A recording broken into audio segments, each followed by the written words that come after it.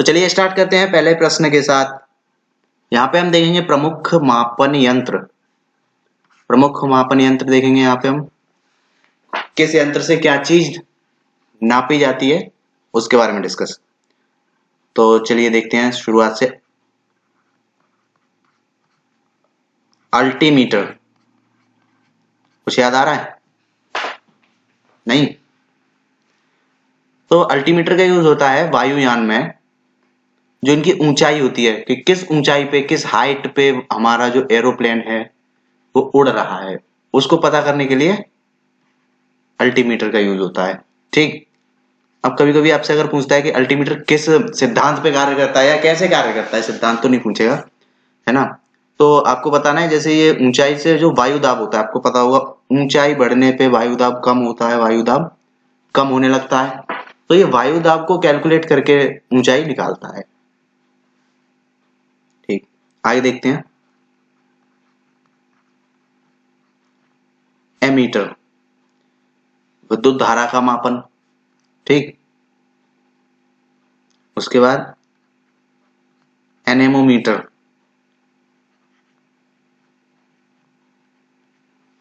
इसका यूज होता है वायु का वेग। आपने देखा होगा ऐसे ऐसे करके जो कुछ मतलब टीवी पे देखा होगा, है ना, मौसम की जानकारी आती है तब ऐसे होता है। तो इसे ही कहते हैं एनेमोमीटर। ये वायु का जो वेग होता है कि किस स्पीड से चल रही है, 16 किलोमीटर प्रति घंटा, ऐसे कुछ भी हो सकता है। वायु की स्पीड इससे नापी जाती है एनेमोमीटर से। ठीक, इसके बाद है बाइनाकुलर्स। बाइनाकुलर, ठीक है, बाइनाकुलर्स, इसका यूज होता है दूर की वस्तुओं को देखने में, जैसे दूरबीन कह सकते हैं इसे। दूर की वस्तुओं को देखने में इसका यूज होता है। आगे बढ़ते हैं। कैस्कोग्राफ, क्रेस्कोग्राफ, क्रेस्कोग्राफ का यूज होता है पौधों की वृद्धि में। जैसे कोई पौधा है, उसकी लंबाई उम्बाई मापने में होता है क्रेस्कोग्राफ का। आपसे ये भी पूछा जाता है कि इसका मतलब इसकी खोज किसने की थी या इसे किसने बनाया, तो जेसी बोस। ठीक, बढ़ते हैं आगे।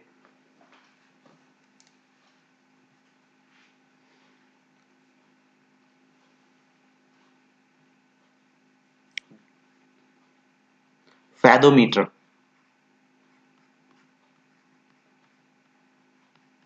फैदोमीटर, फैदोमीटर का यूज कहाँ होता है? समुद्र की गहराई, समुद्र की गहराई मापने में होता है फैदोमीटर का। समुद्र की गहराई का जब मापन करेंगे हम तो फैदोमीटर से करेंगे। इसके बाद आता है रीगर मूलर काउंटर, बड़ा सा नाम है।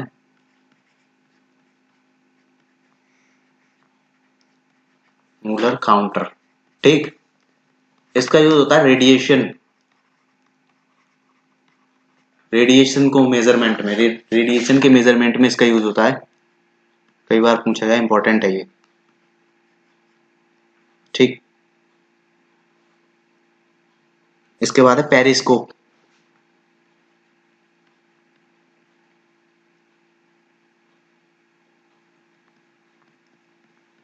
पेरिस्कोप, पेरिस्कोप का यूज होता है, पानी है, पेरिस्कोप चलिए देखते हैं। जैसे पानी बह रहा है ना, इसके अंदर हमारी पनडुब्बी चल रही है,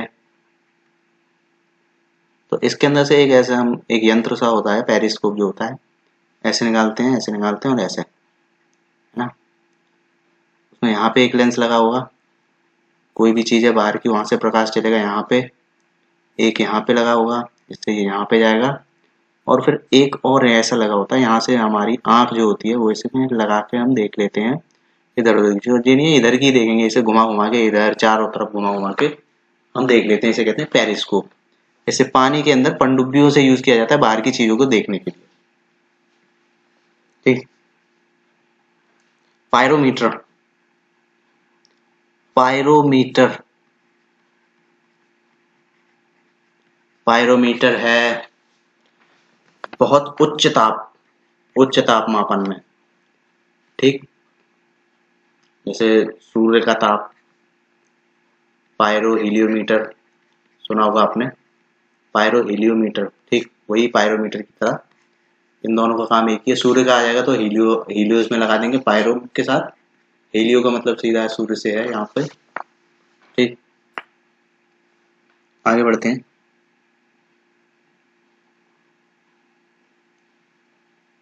ग्रामोफोन,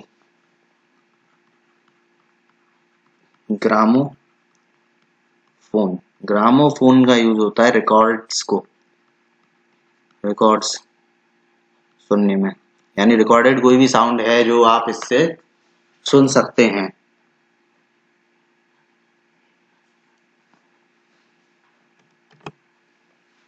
चलिए,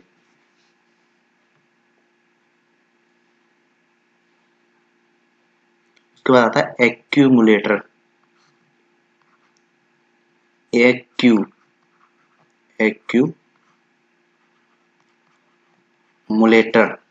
एक्यूमुलेटर का यूज होता है जो विद्युत है उसके संग्रह में, स्टोरेज में, इलेक्ट्रिसिटी स्टोरेज, उसे कैसे स्टोर कर किया जाता है, एक्यूमुलेटर से, ठीक। इसके बाद आता है स्टेथोस्कोप,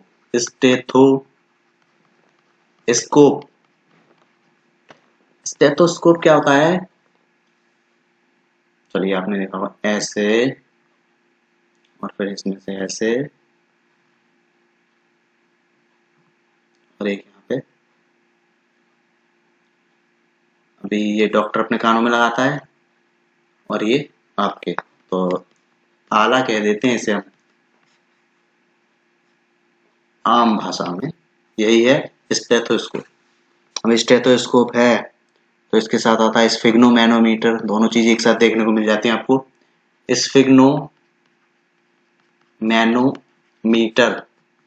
स्फिग्नोमैनोमीटर क्या है, बीपी वाली मशीन जो होती है हमारी, वो है स्फिग्नोमैनोमीटर। चलिए, स्टेथोस्कोप से एक पॉइंट और है, इसकी खोज किसने की थी, तो वो थे रेने लेनिक, ये दोनों अलग अलग शब्द हैं, स्टेथोस्कोप की खोज इनने की थी, ठीक। कुछ इरेज कर लें।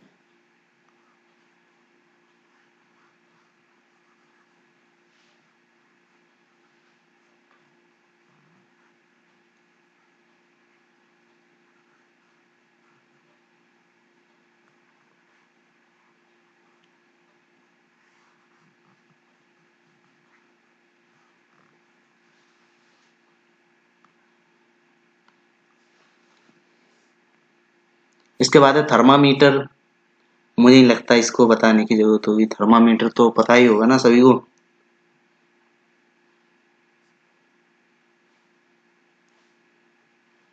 तो हाइड्रोमीटर, एक होता है हाइड्रोमीटर,